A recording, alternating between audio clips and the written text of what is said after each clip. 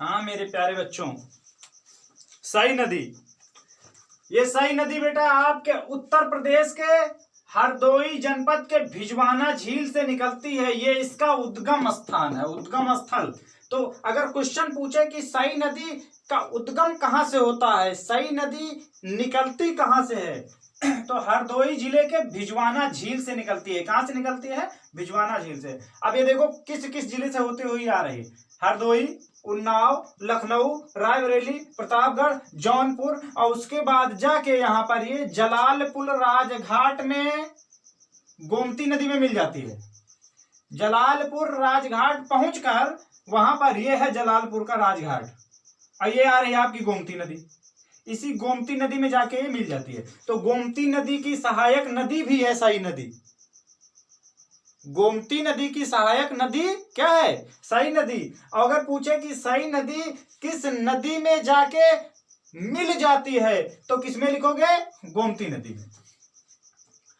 सई नदी किस किस जिले से होकर बहती है? तो हरदोई, उन्नाव, लखनऊ, रायबरेली, प्रतापगढ़, जौनपुर। सहायक नदियां इसकी कौन कौन सी हैं? बकुलाही नदी, लूनी नदी, सकरनी नदी।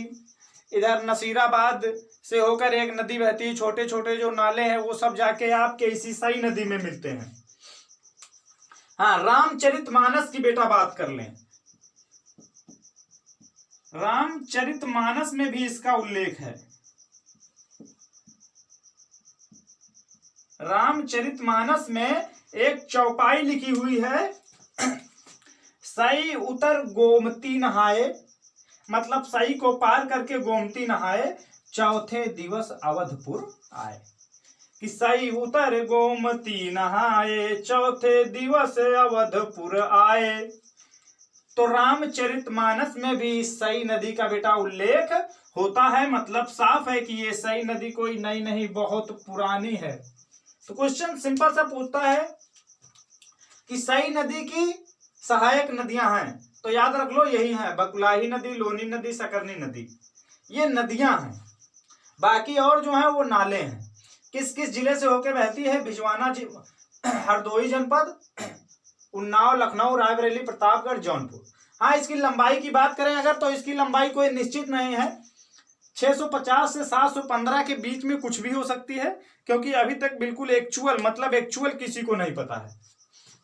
ये क्वेश्चन पूछता भी नहीं है, इससे खैर कोई लेना देना नहीं।